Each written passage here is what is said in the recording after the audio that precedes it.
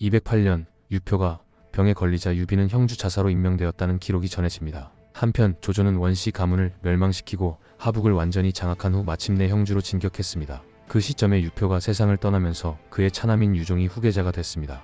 유종의 측근들은 조조에게 항복하는 것이 최선의 선택이라고 주장했지만 유종은 처음에는 이를 거부했습니다. 그러나 푸손이 유비를 언급하며 유종을 설득하는 과정에서 그의 태도가 바뀌었습니다. 푸손은 유종에게 자신과 유비 중 누가 더 뛰어난지 물었고 유종은 솔직하게 자신이 유비보다 부족하다고 답했습니다. 그러자 푸손은 조조를 유비가 막기도 어려운데 유종이 이를 감당할 수 있겠냐고 되물었습니다. 그리고 만약 유비가 조조를 막아낸다면 형주의 주도권은 유종이 아니라 유비에게 넘어가게 될 것이라고 경고했습니다. 결국 유종과 형주의 주요 세력들은 조조에게 항복하기로 결정했습니다. 이 대화를 통해 유표의 가신들, 특히 양양의 괴씨와 채씨 일족이 유비를 경계하고 있었음을 알 수 있습니다.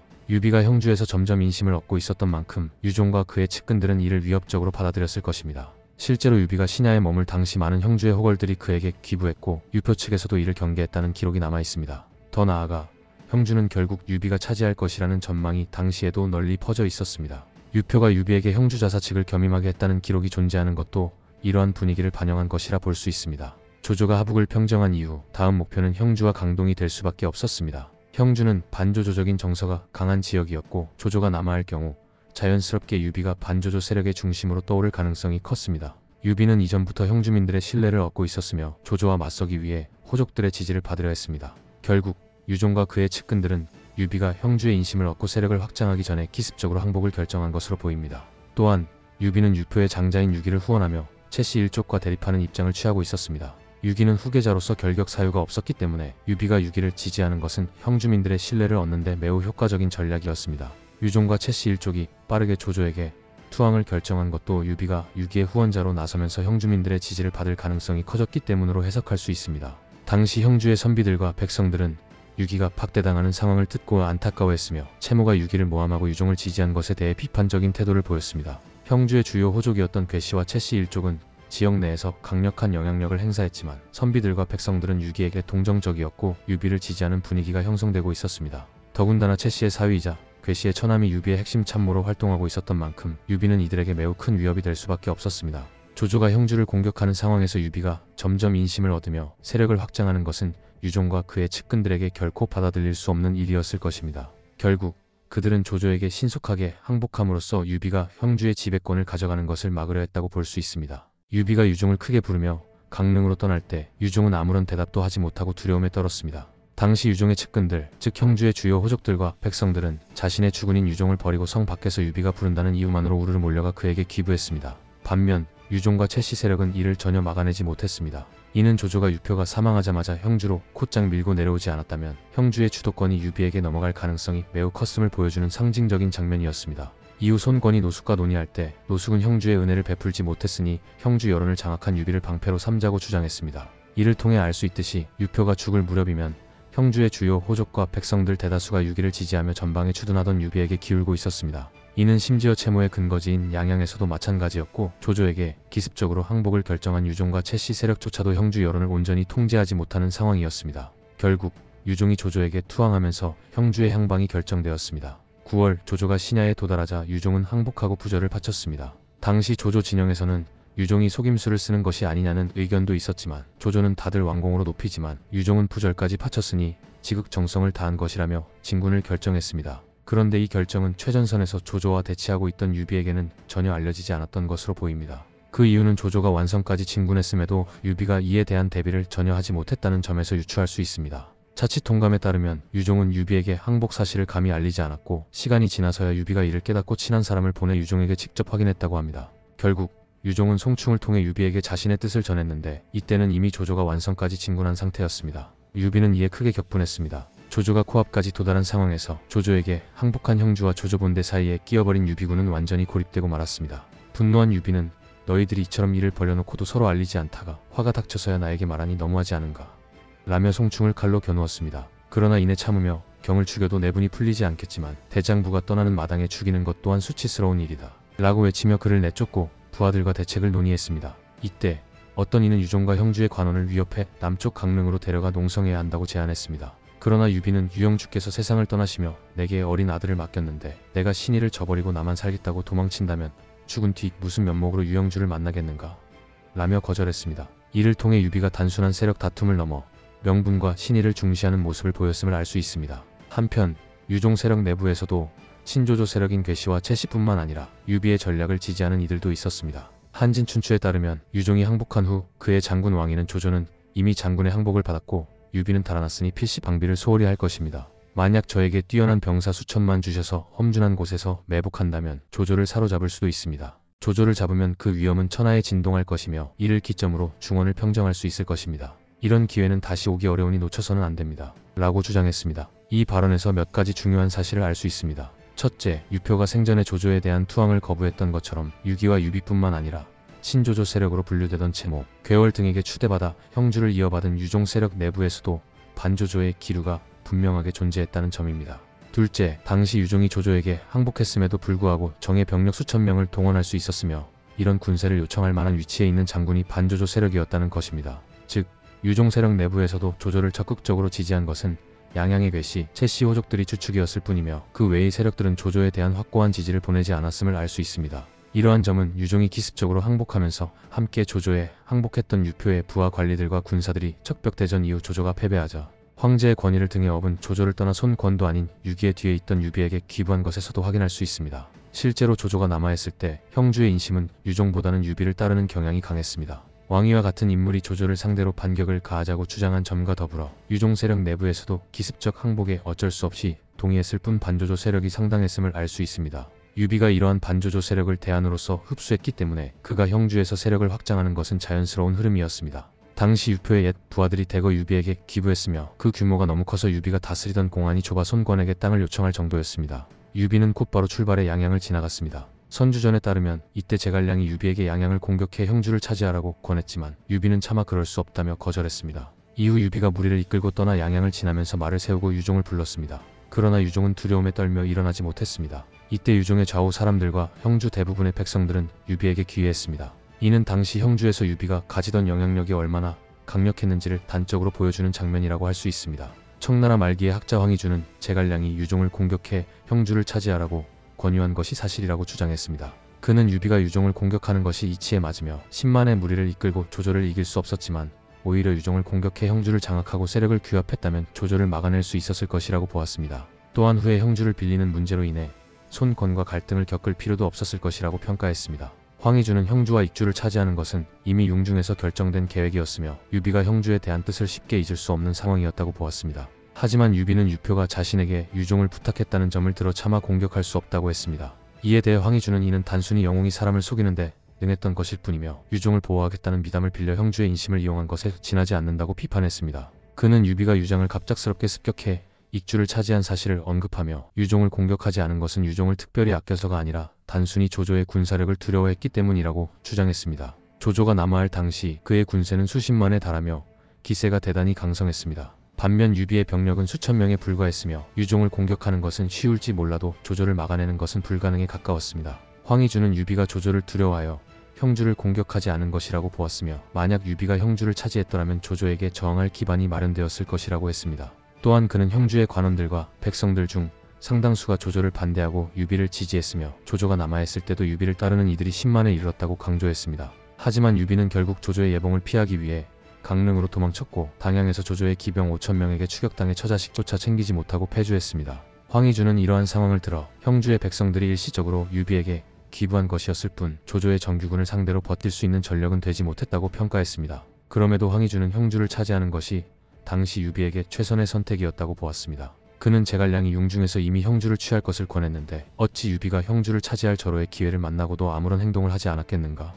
라며 유비가 형주를 장악했더라면 조조에게 형주 전체를 빼앗기는 일도 없었을 것이며 이후 척벽대전에서 오나라와 땅을 나눌 필요도 없었을 것이라고 했습니다. 또한 그는 만약 유비가 형주를 차지하는데 성공했더라면 손권과 형주를 두고 분쟁할 일도 없었을 것이며 후일 관우가 형주를 빼앗기고 사망하는 비극적인 결말도 없었을 것이라고 주장했습니다. 그는 유비가 형주를 차지하지 않은 것이야말로 그의 정치적 실책이며 결국 이를 놓침으로써 다시는 형주를 온전히 자신의 땅으로 만들 기회를 얻지 못했다고 평가했습니다. 왕무행은 유종을 공격하고 양양을 점령하는 것이 제갈량의 계책이 아니며 이는 공연의 한이춘추와 배송지의 주석 그리고 자칫 동감에서도 제갈량의 계책이 아니라고 기록한 것이 타당하다고 평가했습니다. 또한 그는 유비가 본래 융중대의 계획을 가지고 있었으나 조조를 막을 수 없는 상황이었기 때문에 유종을 공격하지 않았을 뿐이라고 보았습니다. 삼국지 선주전에 따르면 당시 유비와 그의 참모들은 조조가 눈앞까지 다가오고 사방이 적으로 둘러싸인 급박한 상황에서 다양한 대응책을 논의했습니다. 제갈량은 양양을 지나면서 유종을 공격하여 후환을 제거하고 형주를 신속히 장악하는 것이 유리하다고 주장했습니다. 반면 다른 참모들은 유종을 위협해 형주의 관리를 장악한 후 강릉으로 도망가는 것이 최선이라고 보았습니다. 실제로 유종의 측근들과 형주 사람들 대부분이 유비에게 기부했고 채모가 유종을 돕고 유기와 유표를 이간질한 행위로 인해 민심을 잃었다는 점을 고려하면 유비가 양양을 공격하여 점령하는 것도 가능했을 것입니다. 그러나 유표와의 신의 문제, 양양의 대오족 채씨와 괴씨 일족의 반응을 예측할 수 없다는 점, 그리고 조조가 언제 도착할지 모르는 상황을 고려하여 공성을 포기한 것으로 보입니다. 자치통감에서는 본전과 한이춘추의 내용을 정리하며 유비가 송충을 떠나보낸 후 부하들과 논의하는 과정에서 어떤 사람이 유종을 공격하면 형주를 차지할 수 있다라고 제안했다고 기록하고 있습니다. 그러나 유비는 그렇다면 나중에 유표를 어찌 보겠느냐며 이를 거절했다고 합니다. 만약 이 기록을 신뢰한다면 양양 공격을 주장한 것이 제갈량인지 여부는 명확하지 않습니다. 고립된 유비는 결국 퇴각을 결정했지만 후퇴하는 과정에서도 형주 백성들과 호족들의 지지를 얻기 위한 전략적 퍼포먼스를 잊지 않았습니다. 조조의 군대가 신야에 도착하여 형주의 항복을 받은 후 조조는 유비가 강릉을 점거하여 남영주를 장악할 가능성을 우려했습니다.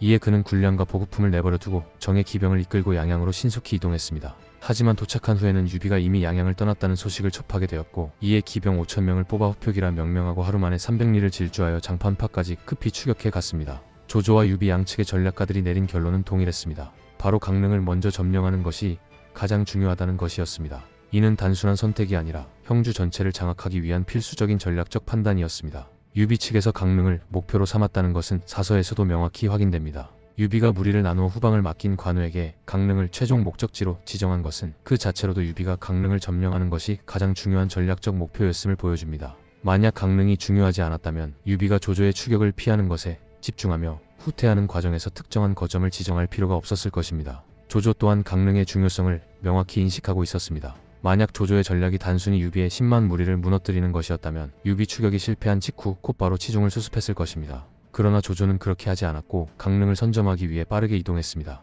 이는 조조군의 최우선 목표가 단순한 추격전이 아니라 강릉을 점령하는 것이었음을 보여줍니다. 당시 조조는 말년의 실수를 보이지 않는 최고의 전략가였으며 순욱과 순유 같은 걸출한 참모들이 건재하던 시기였습니다. 유비 역시 군사적 능력이 조조만큼 뛰어나지는 않았지만 실전 경험이 풍부했고 그를 보좌하는 제갈량 또한 당대의 전략가로 평가받고 있었습니다. 이런 상황에서 양측의 책사들이 도출한 결론이 동일했다는 것은 강릉의 전략적 중요성이 얼마나 컸는지를 반증하는 것입니다. 강릉을 선점하는 것은 단순히 한 개의 도시를 점령하는 문제가 아니었습니다. 만약 유비가 강릉을 확보하면 장강수로를 통해 강하에 있던 유기와 연계할 수 있고 동호와의 협력 가능성도 열렸습니다. 형주의 정예 수군이 존재하는 한 수전에 익숙하지 않은 조조군은 강릉성을 포위할 수도 없고 정면 공격만 반복해야 했을 것입니다. 또한 강릉은 군비가 충실하고 보급이 원활한 지역이었기에 지속적인 전투에서도 유리한 위치를 점할 수 있었습니다. 반대로 조조가 강릉을 차지하면 형남사군을 즉시 지배할 수 있었고 형주수군을 완전히 흡수해 장강을 자신의 진격로로 활용할 수 있었습니다. 실제로 조조가 동호를 공격할 때 주력으로 사용한 것은 형주수군이었으며 이들이 괴멸되자 조조는 동호 침공을 지속할 수 없었을 뿐만 아니라 형주에 대한 통제권마저 상실하고 말았습니다. 조조가 유비가 강릉을 점령했다는 소식을 듣고 붓을 떨어뜨렸다는 일화는 단순한 감정적 반응이 아니었습니다. 이는 형주 전역을 장악하기 위한 핵심 거점을 유비가 선점했다는 데서 오는 전략적 충격이었습니다. 실제로 당시 거리상으로 유비가 조조보다 먼저 강릉에 도착할 수 있었고 이를 놓치지 않았던 것입니다. 유비는 당대 최상급의 군제를 가진 인물은 아니었지만 전투에 대한 감각과 위기 대처 능력은 탁월했습니다. 조조의 부하 무장들을 상대로는 철저한 승리를 거두었고 끝없는 유랑 생활 속에서도 끝내 살아남았습니다. 이는 단순한 운이 아니라 그가 가진 뛰어난 전술적 감각과 생존력이 만들어낸 결과였습니다. 유비는 전투에서 약해 보일 수도 있지만 사실 그는 뛰어난 생존력이 있는 지휘관이었습니다. 자신의 근거지를 빼앗기거나 조조나 여포처럼 당대 최강의 군사력을 가진 상대와 싸워야 할 때 그는 무리하게 전투를 벌이기보다 철저하게 지연전을 펼치거나 다른 세력의 도움을 얻을 때까지 버티는 전략을 택했습니다. 이는 단순한 도주가 아니라 자신이 살아남아 다시 싸울 기회를 만들기 위한 선택이었습니다. 그리고 결국 그는 한중 공방전에서 조조를 꺾으며 복수를 해냈습니다. 그런 유비가 강화가 아닌 강릉을 목표로 한 것은 철저한 계산이었을 것입니다. 전략적 관점에서 보면 강릉을 확보하는 것은 전쟁의 향방을 결정짓는 요소였습니다. 하지만 조조의 입장에서 10만 군중이 강릉을 차지하는 것과 같은 가치를 가진 미끼가 될 수 있을까요?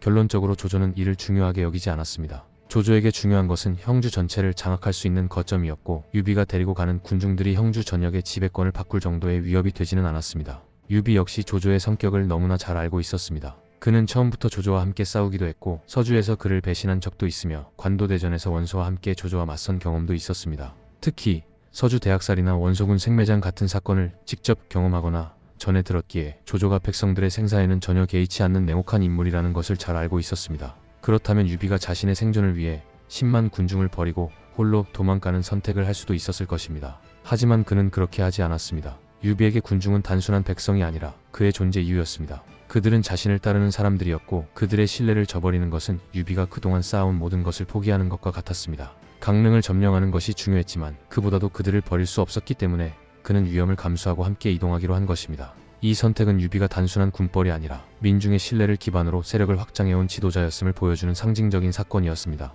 하지만 그가 선택한 길은 매우 험난했습니다. 조조는 유비가 10만 명을 데리고 이동하는 것이 빠를 수 없다는 것을 알고 있었고 이를 이용해 기병대를 앞세워 추격을 시작했습니다. 이에 유비는 관우에게 일부 병력과 수군을 맡겨 강릉에서 만나기로 하고 자신은 육로를 통해 이동했습니다. 그러나 결국 장판파에서 조조의 정예 기병인 호표기에게 따라잡혔습니다. 이때 유비의 무리는 대부분 민간인이었기에 전투가 벌어지자 사방으로 흩어졌고 일부는 조조군에 사로잡혔습니다. 심지어 유비의 책사였던 서선은 어머니가 인질로 잡히면서 조조에게 항복할 수밖에 없었습니다. 유비는 자신의 처자까지 버리고 간신히 탈출하는 위태로운 상황에 처했습니다. 호표기의 대장 조수는 유비의 두 딸을 포로로 잡았으며 조조는 결국 강릉을 차지하는 데 성공했습니다. 이후 조조는 자신의 책사 가후의 만류에도 불구하고 강동으로 진군할 계획을 세웁니다. 가후는 강동을 침공하는 것이 시기상 적절하지 않다고 조언했지만 조조는 이를 무시하고 강행하려 했습니다. 한편 패퇴한 유비를 보고 조조 휘하의 인물들은 손권이 유비를 반드시 제거할 것이라고 예상했습니다. 그러나 정욱은 이와 다른 의견을 제시하며 다음과 같이 말합니다. 손권은 이제 막자리에 올라 천하 사람들이 아직 그를 두려워하지 않습니다. 조공께서는 이미 천하에 적수가 없고 방금 형주를 점령하셔 그 위험이 강표에 떨쳤습니다. 손권에게 아무리 지모가 있다 하더라도 혼자서 이를 감당할 수는 없을 것입니다. 유비는 빼어난 명성을 가지고 있고 관우와 장비 같은 무장은 1만 명을 상대할 만한 자들이니 손권은 필히 유비를 의지해 우리를 막으려고 할 것입니다. 손권이 세력을 분산시키기는 어려우며 유비의 협력이 있어야만 성공할 수 있으니 유비를 죽일 수는 없을 것입니다. 정욱의 이 말은 결국 현실로 드러났습니다. 손권은 유비가 없으면 조조의 강력한 세력에 대항하기 어려웠고 유비를 제거하는 대신 협력할 수밖에 없었습니다. 이는 조조가 형주를 점령한 직후 척벽대전이라는 역사적 사건으로 이어지는 중요한 배경이 되었습니다. 208년 유비가 계속된 패배를 겪는 동안 유표가 사망하게 되었습니다. 이에 따라 동호에서는 손권의 책사 노숙이 유표 세력을 흡수하기 위해 유비를 설득할 것을 제안하였고 손권은 이를 받아들였습니다. 그러나 노숙이 유비군에 도착하기도 전에 유종은 조조에게 항복하였고 유비는 장판파에서 조조의 5천 기병에게 대패를 당한 상황이었습니다. 노숙전 주석에 따르면 당시 유비의 병력은 1000명에도 미치지 못한 상태였다고 합니다. 이는 유비군이 패전 후 뿔뿔이 흩어진 결과를 나타내며 이후 강화에서 병력을 재정비한 상황은 아니었습니다. 장판파 전투로 유비의 군세가 큰 손실을 입었지만 관우가 보존한 병력, 패잔병들의 재집결, 그리고 유기의 지원으로 1만 명 이상의 병력을 보충하며 세력을 회복했습니다. 이에 따라 척벽대전과 남군 공방전 시점에는 손권과 비슷한 규모의 병력을 확보하게 되었고 제갈량 또한 유비군의 병력을 약 2만 명으로 자부할 수 있었습니다. 이 병력은 손권의 지원 없이 유비 자신이 회복한 병력이었습니다. 당양의 장판에서 노숙이 유비를 만나 이제 어떻게 하실 계획입니까? 라고 묻자 유비는 옛 친구 오거에게 의지하겠다고 답했습니다. 이에 노숙은 오거 대신 손권과 동맹을 맺는 것이 더 현명하다고 설득했고 제갈량 또한 이를 지지했습니다. 노숙은 자신이 제갈군과 친분이 있음을 밝히며 손권과 유비 간의 교섭을 이끌어냈고 양측은 즉시 동맹을 맺기로 결정했습니다. 이후 유비는 노숙의 제안을 따라 악현 번구에서 행군을 멈추고 제갈량을 노숙과 함께 손권에게 보냄으로써 동맹의 서약을 체결했습니다. 일부에서는 당시 손권이 육군의 군주였고 유비는 땅 한 떼기 없는 난민이었다는 점을 들어 유비가 손권의 종속적인 위치에 있었다고 주장하기도 합니다. 그러나 삼국지의 여러 사료를 통해 유비와 손권의 관계는 명백히 동맹 관계였음을 알 수 있습니다. 강표전에서도 양측 관계를 처음부터 동맹을 맺었다고 서술하고 있습니다. 자치통감과 제갈량전에서도 유비와 손권이 함께 조조를 상대하기 위해 협력 관계를 맺었다는 기록이 있습니다. 또한 유비가 주유를 맞이하며 동맹 관계를 유지하려 한 점, 이후 익양 대치 이후 다시 동맹을 맺었다는 점도 이를 뒷받침합니다. 결론적으로 유비와 손권의 관계는 동맹 관계였으며 척벽대전 시점에서 두 세력은 협력하여 조조의 군대를 막아내는 데 성공했습니다. 유비는 단순히 종속된 위치가 아닌 독립적인 세력으로 손권과 협력하며 삼국의 시대를 여는 중요한 역할을 수행했습니다. 208년 시상에서 전국을 고민하던 손권은 제갈량과의 대화를 통해 중요한 결정을 내리게 됩니다. 제갈량은 손권을 만나자마자 단도직입적으로 말합니다. 유비님을 도와 싸우십시오. 만약 이길 수 없다고 판단되면 그냥 조조에게 항복하시든지요. 이 발언은 겉으로는 오나라의 국력을 무시하는 듯 보였으나 제갈량은 오히려 손권이 유비를 도와야 할 이유를 명확히 하고자 했습니다. 만일 제갈량이 오나라의 국력을 칭찬하거나 지나치게 추켜 세웠다면 손권은 유비를 자신에게 종속시키려는 방향으로 움직일 가능성이 높았습니다. 그러나 제갈량은 의도적으로 강압적이고 도발적인 태도를 보임으로써 손권의 자존심을 건드렸습니다. 손권은 제갈량의 말을 듣고 분노하며 반문합니다. 그렇다면 어째서 유비는 조조에게 항복하지 않는단 말인가? 이에 제갈량은 유비를 손권과는 격이 다른 인물로 치켜세우며 반박했습니다. 이는 손권을 겁이 많은 졸장부로 묘사하는 효과를 내며 손권의 자존심에 다시 한번 불을 붙였습니다. 제갈량의 의도는 분명했습니다. 손권이 자존심과 명분을 지키기 위해 조조와 맞서 싸우겠다는 결심을 하도록 만드는 것이었습니다. 손권은 제갈량의 도발에 발끈하며 결연히 항전 의지를 밝혔습니다. 젊고 패기 넘치던 손권은 이미 조조의 압박으로 인해 긴장된 상태였기에 제갈량의 발언이 결정적인 촉매제가 되었습니다. 제갈량은 이 기회를 놓치지 않고 유비의 병력을 2만 명으로 과시하며 강노지말의 고사를 예로 들어 조조군의 허점을 설명했습니다. 조조군은 밤낮으로 달려와 지친 상태이며 형주 백성들의 마음을 얻지 못하고 있습니다. 유비와 손권의 군세가 힘을 합치면 소태 세 발처럼 균형 잡힌 세력을 이루어 조조에 맞설 수 있을 것입니다. 제갈량의 설득력 있는 분석과 은유는 손권에게 깊은 인상을 남겼고 손권은 이를 진지하게 받아들였습니다. 이후 그는 부하들과 함께 유비와의 동맹에 대해 심도 있는 논의를 진행하며 결정을 구체화했습니다. 이 대화는 단순한 설득 이상의 의미를 가집니다. 제갈량은 손권의 심리와 상황을 정확히 간파하고 이를 교묘히 이용해 손권이 스스로 유비와 동맹을 결심하도록 유도했습니다. 이로써 척벽대전의 서막이 올랐고 삼국지 역사에 큰 전환점을 만든 계기가 되었습니다. 유비와 손권의 동맹이 어떻게 성사되었는지는 삼국지 기록에서 논란이 되는 부분입니다. 동맹의 최초 제안자가 노숙인지 제갈량인지에 대한 명확한 결론은 기록마다 차이를 보이고 있습니다. 배송지의 주석에서는 이 문제를 다음과 같이 설명하고 있습니다. 신배송지가 생각하기에 유비가 손권과 협력하여 조조군에 저항한 것은 이미 노숙의 계략에서 비롯되었습니다. 또한 제갈량이 손권과 동맹을 논의하게 된 것은 노숙의 의견을 들었기 때문입니다. 그러나 촉서 제갈량전에서는 제갈량이 손권에게 동맹 계책을 제시하자 손권이 크게 기뻐하였다라고 기록되어 있어 마치 그 계략이 제갈량에게서 나온 것처럼 적혀 있습니다. 이는 양국의 사관들이 각기 자신들의 재상이 공적을 세웠음을 주장하며 서로 공적을 빼앗으려 했기 때문으로 보입니다.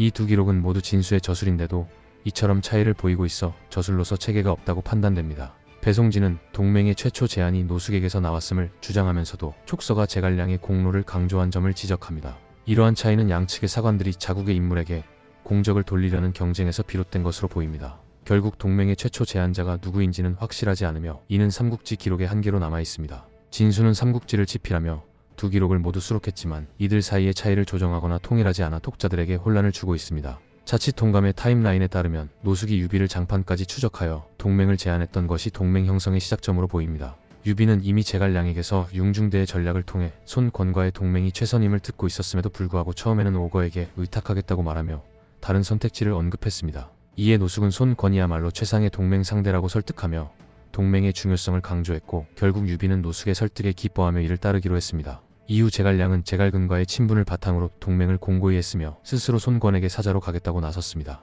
이 과정에서 노숙과 제갈량은 서로의 의견이 맞아떨어지는 형태로 동맹을 추진했습니다. 노숙이 장판에서 유비를 만나 번구에 주둔시키며 동맹을 제안한 점에서 노숙이 먼저 행동에 나선 것은 분명하지만 제갈량 또한 융중대에서 이미 손권과 화친하여 조조에 대항해야 한다는 의견을 제시한 바 있습니다. 결국 두 사람은 이해관계가 일치하면서 유손 동맹의 중추 역할을 맡게 되었습니다. 하지만 이후 형주 문제로 두 사람의 의견이 갈리며 갈등이 발생했습니다. 제갈량은 형주를 기반으로 촉을 차지하라고 주장한 반면 노숙은 형주를 차지하여 촉을 어렵게 만들고 조조에 대항하라고 주장했습니다. 이로 인해 형주를 두고 유비와 손권 사이에 갈등이 격화되었으며 결국 익양대치로 형주를 적절히 분할하는 형태로 갈등을 봉합했습니다. 그러나 노숙 사후 여몽이 형주 분할에 만족하지 않고 형주를 강제 점령하면서 유손 동맹은 파국을 맞이하게 되었습니다. 흥미로운 점은 손권과의 동맹에 대한 아이디어가 제갈량이나 노숙뿐만 아니라 당시의 여러 지식인들 사이에서도 자주 논의되었다는 것입니다. 그러나 우리가 알고 있는 형태의 천하삼분지계는 제갈량의 독창적인 계책임이 분명합니다. 노숙과 제갈량 모두 손권과의 동맹을 적극적으로 추진했지만 이후 형주를 둘러싼 갈등은 이 동맹의 한계를 여실히 보여주는 사례로 남아 있습니다. 손권은 조조의 남하에 대비하기 위해 부하들을 소집하여 논의하던 중 조조가 보낸 편지를 받았습니다. 편지에는 근래 천자의 말씀을 받들어 죄 지은 자를 처벌하였소. 깃발이 남쪽을 가리키니 유종이 손을 모았소. 지금 수군 80만 명의 무리를 다스려 바야흐로 장군과 함께 오에서 만나 사냥하려고 하오.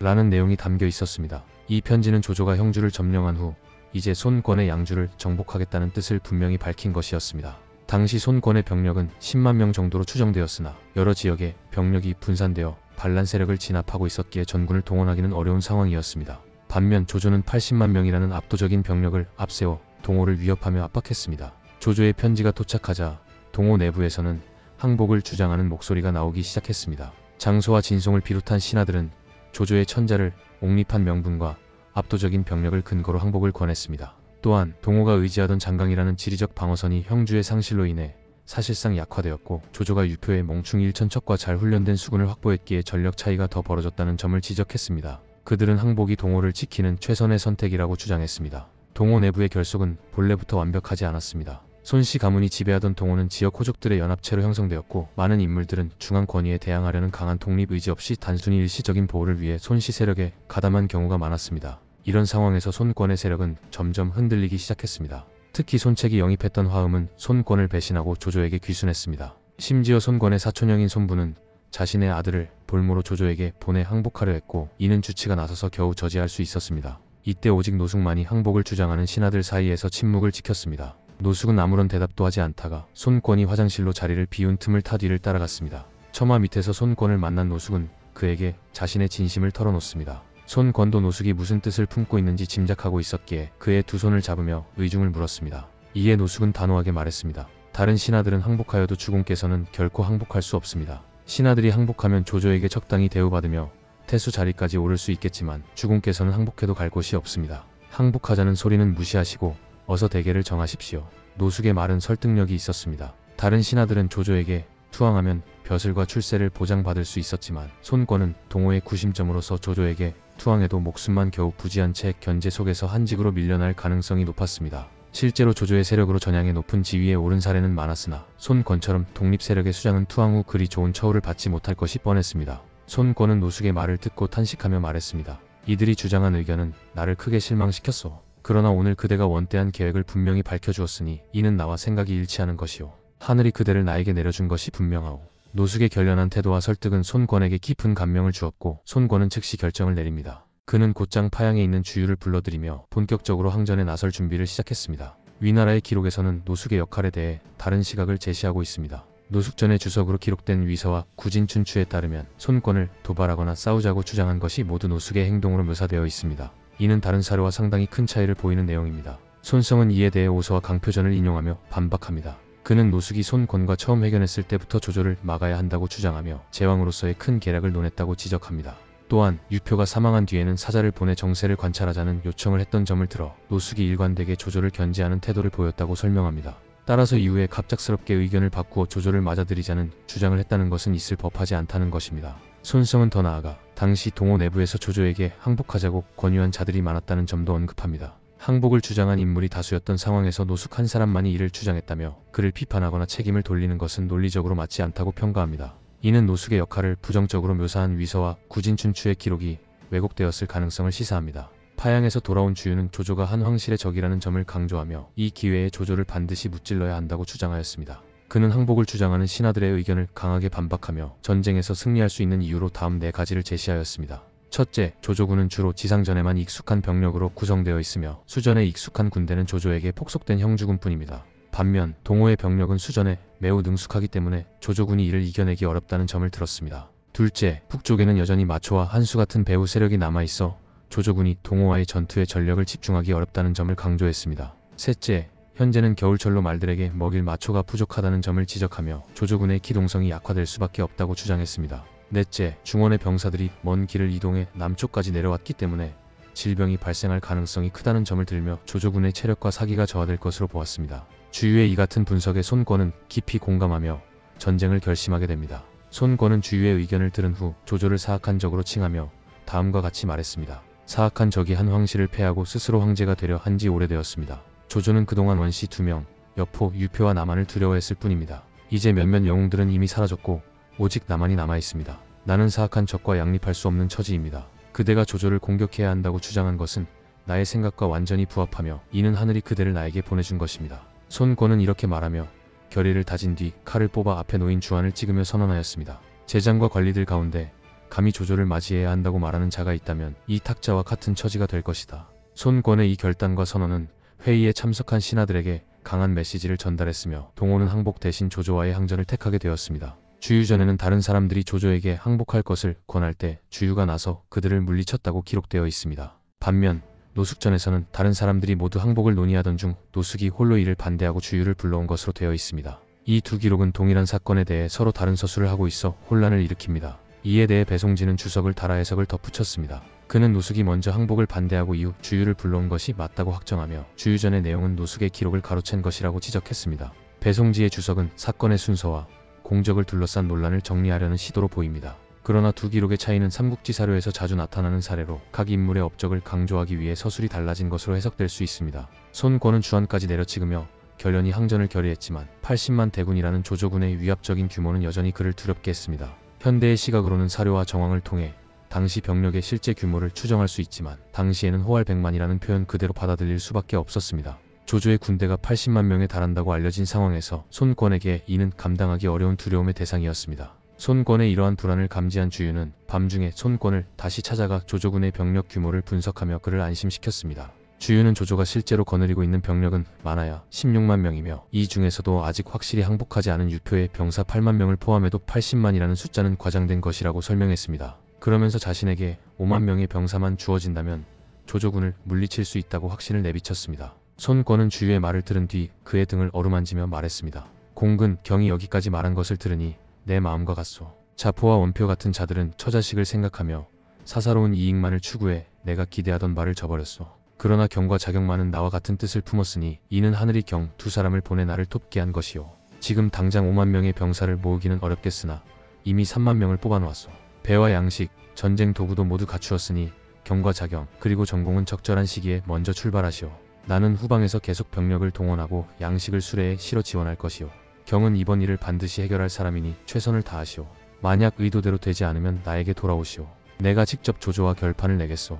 건강실록에 따르면 손권은 제갈량의 설득을 받아들인 후 주유, 정보와 함께 장병 2만 명을 유비에게 지원하며 남쪽에서 조조와 맞서게 했다고 기록되어 있습니다. 또한 손권 자신은 1만 명의 중군을 이끌고 후방에서 이를 지원했다고 전해집니다. 5주 전에서도 주유와 정보가 각각 2만 명의 병력을 거느렸다고 기록되어 있습니다. 이를 건강실록과 함께 해석해보면 실제로 조조와 맞서 싸운 군대는 주유와 정보의 병력 2만 명일 가능성이 큽니다. 손권은 주유와 정보를 좌우독으로 삼아 유비와 협력하여 조조군에 대항하도록 하였으며 노숙을 천군교의로 임명하여 전쟁 전략을 세우고 보조하도록 했습니다. 그러나 당시 정보를 비롯한 일부 인물들은 주유와 사이가 좋지 않았던 것으로 보이며 주유는 전투를 준비하는 동시에 내부 갈등을 봉합해야 하는 어려운 상황에 처해 있었습니다. 이러한 문제는 주유뿐만 아니라 손권에게도 동일하게 적용되었습니다. 주유가 요청한 5만 명의 병력을 끝내 충족하지 못하고 손권은 3만 명을 모으는 데 그쳤습니다. 이 중 1만 명은 손권 자신이 중군으로 보유해야만 했기 때문에 실제로 주유와 정보에게 배정된 병력은 그리 많지 않았습니다. 손권이 제갈량 앞에서 10만 대군을 논하며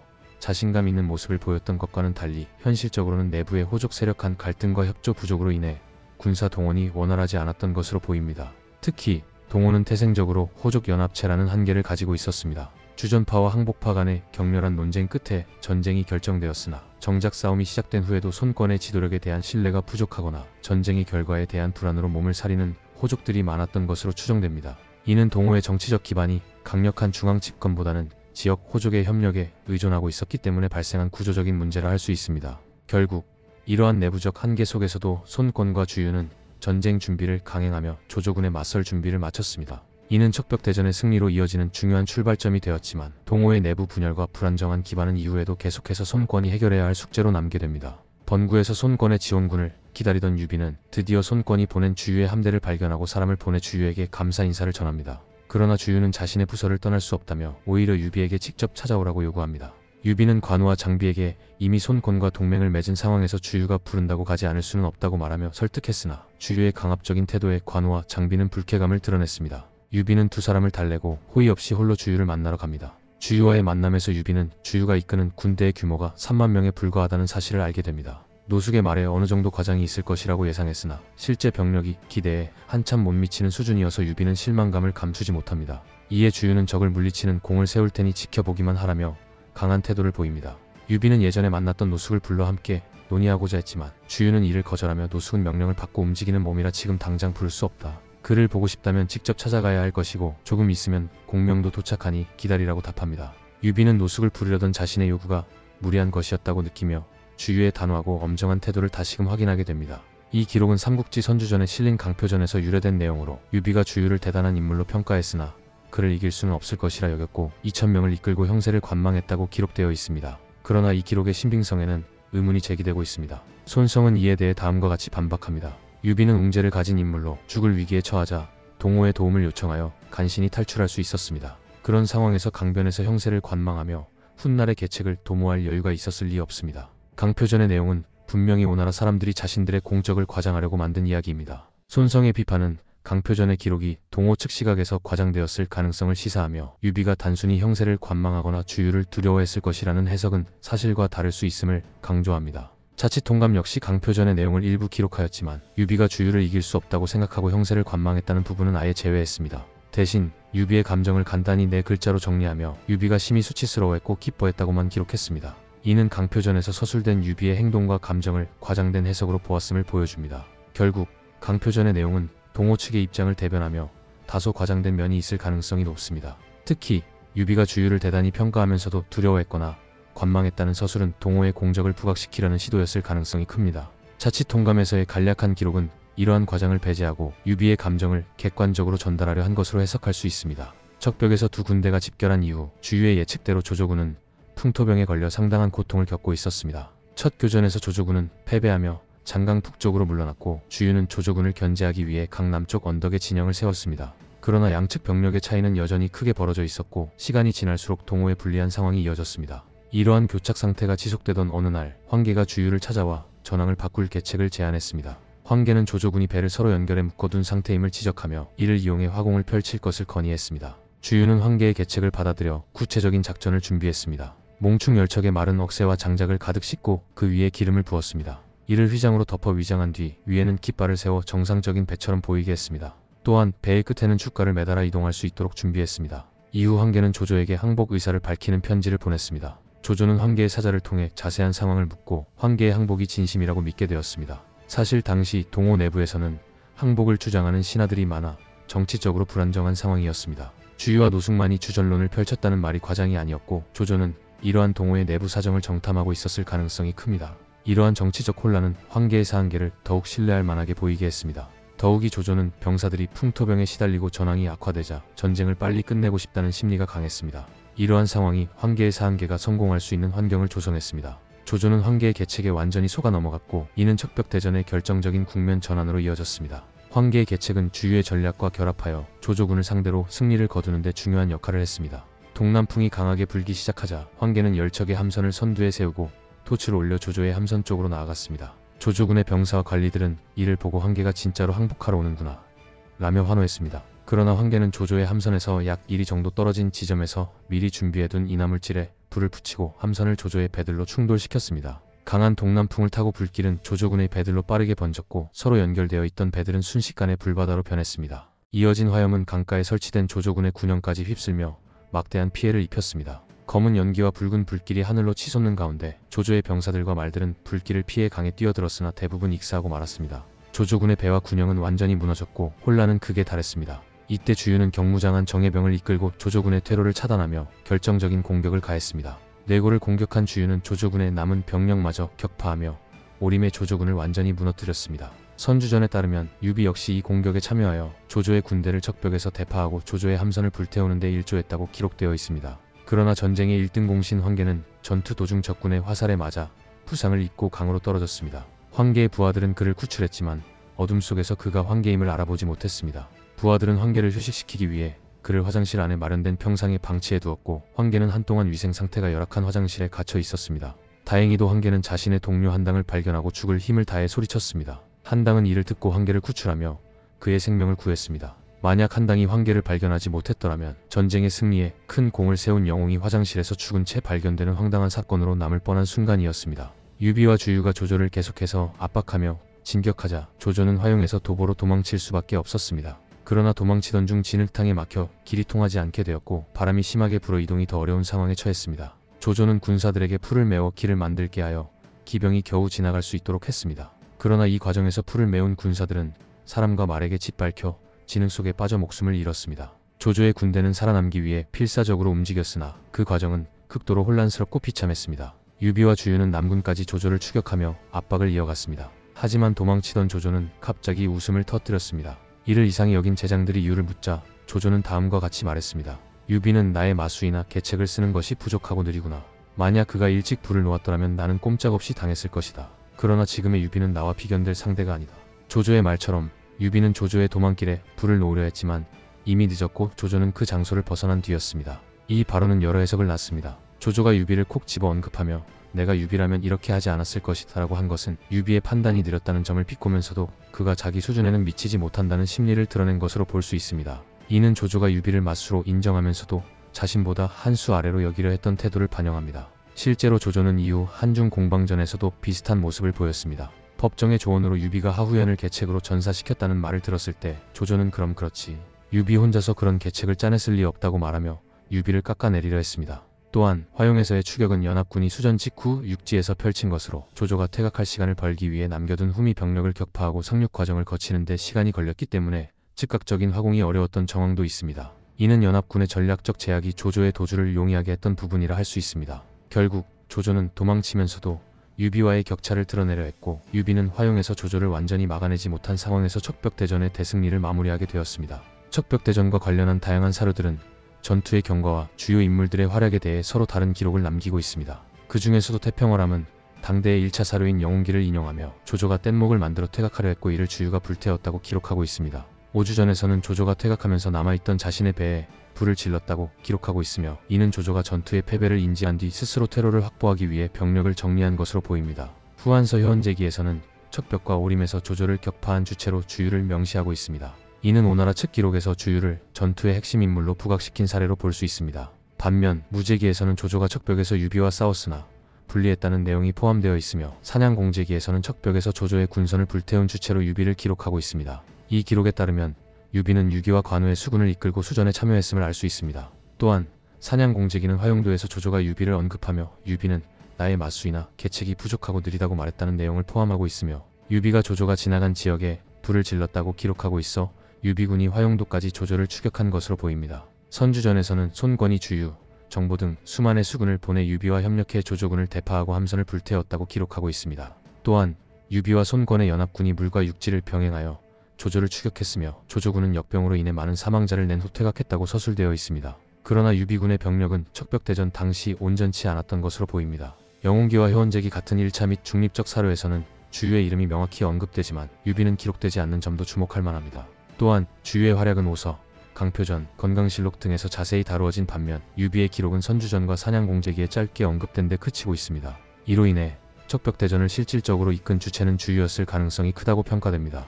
동호의 사료들은 주유의 전략적 역할을 강조하며 유비는 연합군의 일원으로 참여했으나 전투의 주도권은 주유가 가지고 있었다는 해석이 설득력을 얻고 있습니다. 삼국지연의에서 척벽대전의 시작은 조조군의 남하와 유종의 항복으로 유비군이 위기에 처하며 시작됩니다. 신야에서 하구까지 도망친 유비군은 위태로운 상황에 놓였고 이때 제갈량이 강동으로 건너가 손권을 설득하는 역할을 맡게 됩니다. 연의에서 제갈량은 강동으로 가기 전 오나라의 투항파 문신인 장소, 우번, 육적 등과 설전을 벌이며 조조와 싸워야 한다는 주장을 논리적으로 논박합니다. 이 설전은 연의에서 제갈량의 지혜를 돋보이게 하는 대표적인 장면 중 하나입니다. 제갈량이 손권을 설득하려 했지만 손권은 쉽게 결단을 내리지 못합니다. 이때 손권의 모친 오국태가 손권에게 나라 안의 문제는 장소에게, 나라 밖의 문제는 주유에게 물어보라는 조언을 하고 이에 따라 손권은 주유를 호출합니다. 이후 노숙과 제갈량이 주유와 만나 조조군과 싸울지 항복할지를 논의합니다. 연의에서는 주유가 처음에는 조조군의 강대함을 이유로 항복을 주장했다고 묘사됩니다. 이에 대해 제갈량은 항복도 현명한 선택이 될 수 있지만 더 나은 방법이 있다며 유명한 패드립을 남깁니다.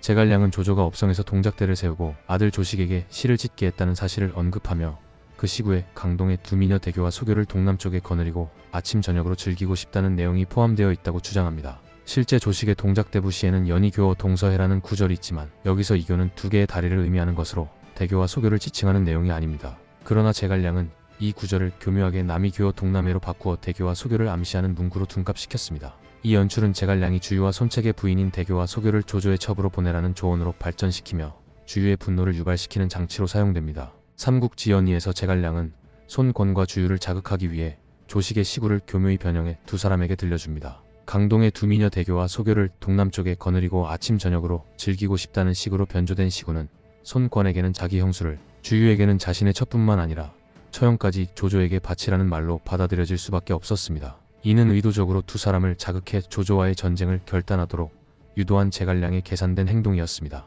제갈량의 말을 들은 손권과 주유는 즉각적으로 분노를 폭발시켰습니다. 누가 자신의 아내와 가족이 이런 방식으로 모욕당하는 것을 참을 수 있겠습니까?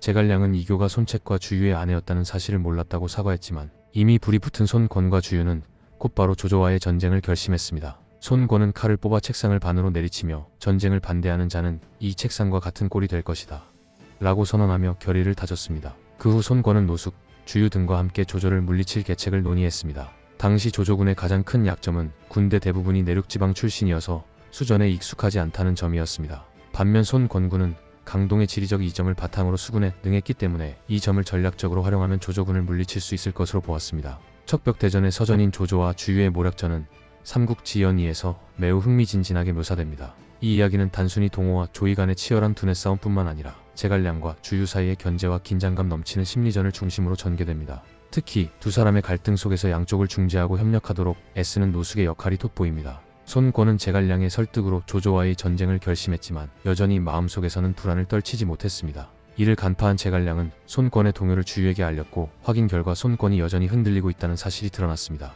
이때부터 주유는 제갈량을 위험인물로 여기며 경계하기 시작했습니다. 주유는 제갈량을 제거할 방법을 고민했지만 동맹 관계인 촉한의 핵심 참모를 대놓고 죽일 수는 없었습니다. 이에 주유는 노숙을 통해 제갈량의 형인 제갈근을 설득해 제갈량을 동호로 스카우트하려 했습니다. 그러나 제갈량은 오히려 형님께서 우리 쪽으로 오시는 게 어떻겠습니까? 라며 역으로 제갈근을 촉한으로 끌어들이려 했습니다. 주유는 직접적인 사례 대신 조조군을 이용해 제갈량을 제거하기로 계획했습니다. 그는 관도대전 당시 조조가 적군의 군량을 털어 승리한 것을 떠올리며 제갈량에게 소수 병력을 지원할 테니 조조군의 군량을 쌓아둔 취철산을 공격하라고 제안했습니다. 이는 조조의 손을 빌려 제갈량을 제거하려는 의도였습니다. 그러나 제갈량은 노숙의 방문을 받자 자신만만한 태도로 나는 어떠한 싸움에서도 능하니 문제없다. 주유처럼 수상전에만 능한 사람이 아니다 라며 주유를 비꼬았습니다. 이 말이 전해지자 주유는 분노하며 자신이 직접 군량을 공격하겠다고 나섰습니다. 이에 제갈량은 조조는 평생 군량을 빼앗기는 것에 익숙해 그만큼 철저히 대비했을 것이다. 가봤자 역으로 당할 가능성이 크다고 조언하며 이 계획을 무산시켰습니다. 이후 조조군과 동호군의 전초전이 시작되었고 조조군은 수전의 약한 허점을 드러내며 패배했습니다. 이에 조조는 수전에 능숙한 채모와 장윤을 수군 도독으로 기용했습니다. 이를 알게 된 주유는 채모와 장윤이 위협적인 인물임을 파악하고 미리 이들을 제거하기 위해 이간질 계책을 실행했습니다. 때마침 조조군의 장관이 주유를 설득하기 위해 동호로 왔습니다. 그러나 주유의 강경한 태도에 겁먹은 장관은 제대로 된 협상도 하지 못하고 쩔쩔맸습니다. 주유는 이 상황을 역이용해 장관에게 거짓 밀서를 전달했습니다. 이 밀서는 조조의 수군 도독인 채모와 장윤이 주유와 내통하고 있다는 내용을 담고 있었습니다. 장관은 이를 조조에게 전달했고 조조는 두 사람을 의심하여 처형했습니다. 주유의 이간질 계책은 성공적으로 실행되었고 동호군은 조조군의 중요한 수군 지휘관들을 제거하며 전쟁에 유리한 고지를 선점하게 되었습니다. 주유의 신묘한 계책 역시 천하의 천재로 칭송받던 제갈량의 눈을 피할 수는 없었습니다. 제갈량은 주유의 속셈을 꿰뚫고 이를 노숙에게 설명하며 자신이 이를 간파했다는 사실을 주유에게 알리지 말라고 당부했습니다. 그러나 노숙은 이를 주유에게 고스란히 일러바쳤고 이에 주유는 제갈량을 곤란하게 만들기 위해 계책을 꾸몄습니다. 그는 제갈량에게 화살이 부족하니 열흘 안에 10만 발의 화살을 만들어내라는 퀘스트를 내줍니다. 하지만 고의로 필요한 장인이나 재료는 지원하지 않았습니다. 이에 제갈량은 한술 더 떠 열흘이 아니라 사흘이면 충분하다고 말했고 주유는 이를 기회로 삼아 군령장을 적게 하며 제갈량을 공경에 빠뜨리려 했습니다. 그러나 제갈량의 큰 소리가 의심스러웠던 주유는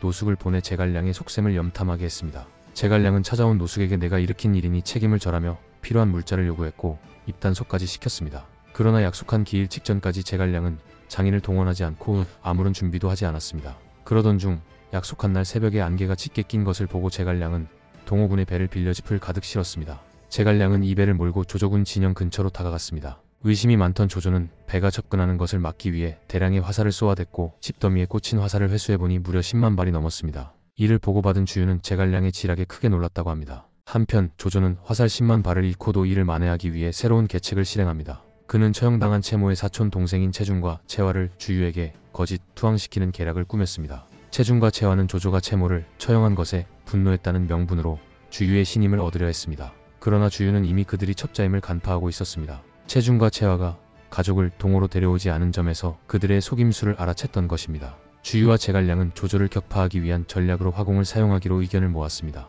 마침 황계도 주유를 찾아와 화공을 제안하며 이를 완벽히 실행하기 위해 자신의 몸을 희생하는 고육계를 제안했습니다. 황계는 손견, 손책, 손권에 이르기까지 손씨 가문을 섬겨온 충성을 바탕으로 자신이 적임자임을 주장했고 주유는 이를 수락했습니다. 이후 열린 군사회의에서 황계는 일부러 주유의 명령에 반발하며 논쟁을 벌였습니다. 주유는 이를 계기로 황계를 태형에 처했고 황계는 의도적으로 심각한 부상을 입었습니다. 채준과 채화는 이 상황을 조조에게 보고했고 조조는 황계가 손권에게 불만을 품고 있다는 내용에 속아 넘어갔습니다. 제갈량은 황계의 행위가 고육게임을 바로 눈치챘지만 주유에게는 모른 척하며 오히려 장수를 때리는 주유의 처사를 비난하는 척했습니다. 조조는 황계의 태형 사건에 의구심을 품고 다시 장관을 동호로 보냈습니다. 주유는 이를 역이용하여 채모와 장윤이 장관의 정보 누설로 인해 죽었다고 분노하는 척하며 장관을 붙잡아 암자에 가두었습니다. 이 암자에서 장관은 방통을 만나게 됩니다. 방통은 주유가 자신의 재능을 시기에 자신을 가둔 것이라며 조조에게 등용되기를 원한다고 말합니다. 이후 장관과 함께 탈출하여 조조의 진영으로 가게 된 방통은 조조에게 연한계를 제안했습니다.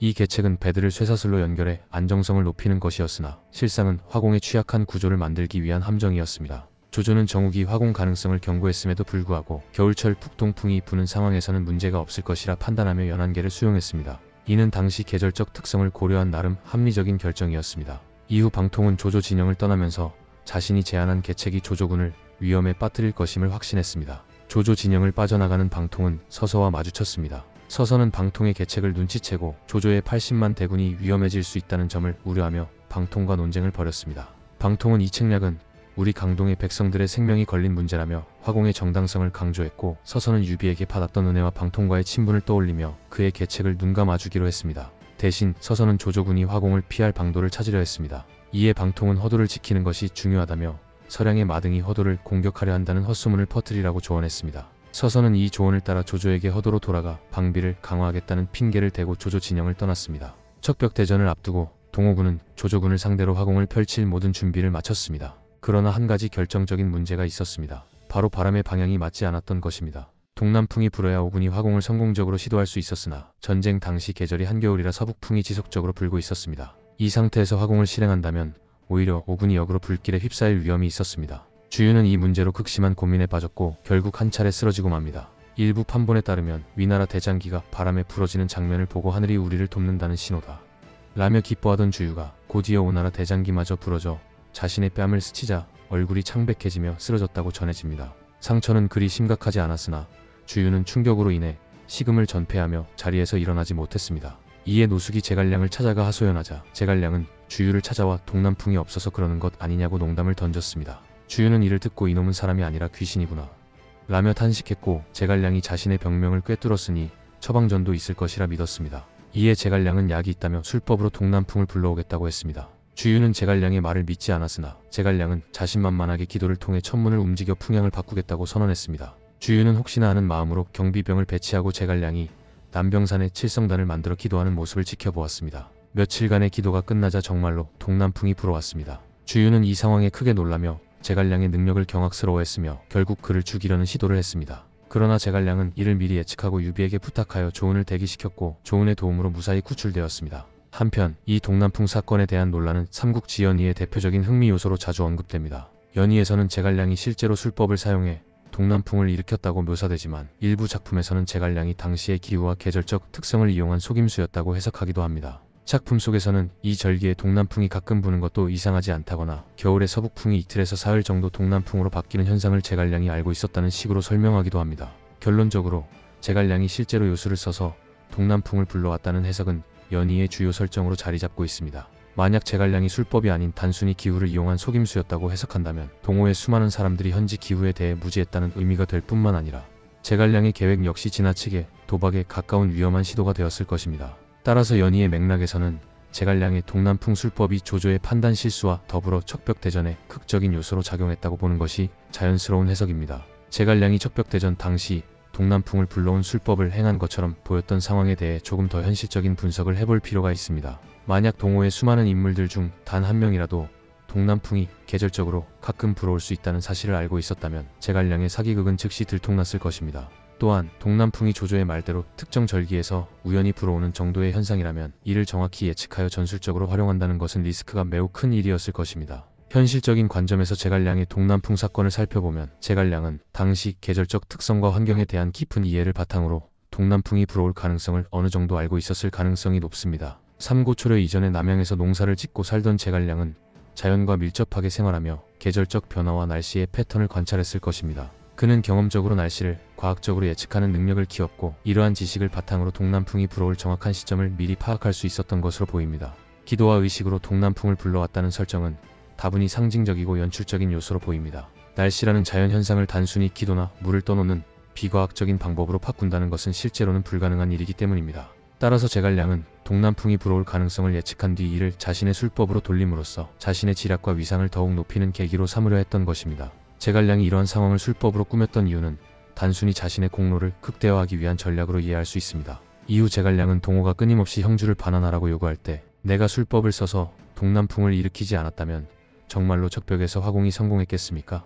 라는 반문을 통해 동남풍과 척벽대전의 승리를 자신의 공으로 돌리는 데 활용했습니다. 이는 동남풍 사건을 통해 제갈량이 자신의 지략과 지도력을 과시함으로써 정치적, 군사적 영향력을 극대화하려 했다는 점을 보여줍니다. 척벽대전의 전투 전날, 조조는 자신의 군대를 격려하고 사기를 높이기 위해 강가에서 연회를 열었습니다. 연회 분위기가 무르익자 조조는 창을 들고 즉석에서 단가행이라는 시를 읊었습니다. 그러나 연회를 즐기던 장수 중 한 명인 유복이 시 구절을 불길하게 여겨 이에 대해 언급하자 조조는 크게 노하여 유복을 자신의 창으로 찔러 죽였습니다. 이 사건으로 인해 연회의 분위기는 급격히 냉각되며 끝나버렸습니다. 이튿날 주유의 동호군은 본격적으로 공격을 개시했습니다. 조조군 내부에서 첩자 역할을 하던 채중은 감령에게 붙잡혀 오림으로 끌려가 처형당했고 그의 동생 채화 역시 주유에게 체포되어 군사들의 사기를 높이기 위해 공개적으로 처형되었습니다. 한편 황계는 짚을 가득 실은 배를 이끌고 조조군 진영으로 접근했습니다. 황계의 배는 선봉황계라는 깃발을 내걸고 양곡을 운반하는 배로 위장했으나 그 배의 흘수선이 지나치게 높아 정옥에게 수상함이 들켜버렸습니다. 형주 출신으로 수전에 익숙했던 문빙이 이를 막으려 했으나 이미 너무 늦어 황계의 화공이 실행에 옮겨졌습니다. 조조군의 배들은 사슬로 묶여있어 화염이 순식간에 퍼졌고 서로 엉켜 깔끔히 타버렸습니다. 이 화공으로 인해 조조군은 막대한 피해를 입고 대혼란에 빠졌습니다. 조조는 남은 군사를 이끌고 퇴각을 시도했지만 동호군과 유비군의 맹렬한 추격을 받았습니다. 조조는 도망치는 도중 주요 폭병 지점에 도착할 때마다 폭병이 없음을 확인하고는 웃으며 주유와 제갈량을 비웃었습니다. 그러나 그런 안도도 잠시뿐 조조는 장비와 조은이 이끄는 폭병들에게 연달아 당하며 많은 군사들을 잃었습니다. 제갈량은 조조가 끝까지 살아남을 것을 예상하고 조조를 잡을 마지막 지점인 화용도에 관우를 배치했습니다. 또한 관우에게 일부러 연기를 피우게 하여 조조가 반대쪽으로 유인하려는 계략이라고 생각하게 만들었습니다. 조조는 제갈량의 허허실실계를 의심하며 결국 화용도로 들어섰습니다. 관우를 화용도에 배치한 데에는 제갈량의 깊은 의도가 숨어 있었습니다. 제갈량은 천문을 통해 조조가 이 전쟁에서 죽지 않을 것임을 이미 알고 있었습니다. 그러나 관우를 보내 조조를 맞게 한 것은 관우로 하여금 조조의 은혜를 갚게 하기 위함이었습니다. 동시에 관우가 조조를 살려줌으로써 명령을 어겼다는 빌미를 만들어 유비군 내에서 관우의 서열 2위를 더욱 확고히 하려는 정치적 의도가 있었다는 해석도 존재합니다. 결국 조조는 화용도를 통해 살아남았지만 척벽대전에서의 대패는 그의 세력에 치명적인 타격을 입혔습니다. 이는 이후 천하삼분지계가 본격적으로 시작되는 계기가 되었습니다. 전쟁에서 패배한 후 조조는 20년이 넘도록 숱한 전쟁을 치러왔지만 이렇게 굴욕적인 패배는 처음이다 이라고 말했습니다. 척벽대전은 유비와 손권이 연합하여 조조의 강대한 세력에 대항해 처음으로 큰 승리를 거둔 사건으로 삼국지 역사에서 매우 중요한 전환점으로 평가됩니다. 군단 단위의 전투에서 조조가 이토록 심각한 패배를 겪은 것은 전례 없는 일이었습니다. 조조는 수십만 대군을 동원할 수 있는 막강한 군사력을 자랑했지만 척벽에서의 패배로 그 기세가 크게 꺾였습니다. 이 기록은 삼국지 선주전의 강표전에 있는 내용인데 유비가 척벽대전에서 주유가 대단하다고는 생각했지만 결국 승리하지 못할 것이라고 보고 2,000명을 이끌고 형세를 관망했다고 서술되어 있습니다. 그러나 손성은 이에 대해 다음과 같이 반박했습니다. 유비는 웅대한 재능을 가진 인물로 목숨이 위태로운 상황에서 오나라의 도움을 요청해 겨우 도망칠 수 있었으니 다시 강변에서 형세를 관망하며 훗날의 계책을 품을 이유가 없다. 강표전의 기록은 분명 오나라 사람들이 유비의 공을 깎아내리기 위해 한 말이다. 자칫 통감 역시 강표전의 내용을 기록하긴 했지만 유비가 주유를 이기지 못할 것이라고 생각했다는 부분과 형세를 관망했다는 서술은 제외했습니다. 이후 척벽대전에 대한 위나라 측의 기록을 살펴보면 유비는 오히려 주유보다도 적극적으로 전투에 참여하며 조조군을 철저하게 괴멸시킨 것으로 나타납니다. 삼국지 선주전에는 유비가 손권과 병력을 합쳐 총 5만 명으로 조조군의 십수만에서 수십만 대군과 싸웠다고 기록되어 있습니다. 이는 강표전이 유비의 활약을 축소하려 했다는 것을 보여줍니다. 결국 척벽대전에서 손권과 유비 연합군은 화공을 이용해 조조군을 대파한 뒤 맹렬하게 추격을 이어갔습니다. 조조는 패주하며 화용도에서 늪지와 진흙탕을 헤쳐나가야 했고 결국 군사들을 희생시키면서 가까스로 탈출했습니다. 척벽대전은 기본적으로 수전이었기 때문에 전투에서 승리한 직후 바로 육지인 화용도까지 추격하려면 상륙을 위한 추가 시간이 필요했습니다. 또한 조조군의 후위 부대가 필사적으로 시간을 벌었기 때문에 유비군이 화용도에 도착했을 때에는 조조가 이미 간신히 빠져나간 상태였습니다. 일부에서는 조조군의 주력이 대부분 탈출했다고 보기도 하지만 이는 조조를 중심으로 한 무제기의 시각에서 본 해석일 뿐입니다. 조조는 척벽대전 이후 수년간 제대로 된 군사활동을 펼치지 못했으며 남하 당시 점령했던 형주 땅도 지키지 못하고 결국 조이는 형남 일대를 포기해야 했습니다. 비록 서왕, 악진, 문빙 등의 장수들이 관우와의 전투에서 승리를 거두기는 했지만 결과적으로 형남 지역을 지키는 데에는 실패했고 조조의 남방 확장은 큰 타격을 입었습니다. 다음 영상에서 이어서 하겠습니다. 영상을 시청해주셔서 감사합니다. 구독과 좋아요 부탁드립니다.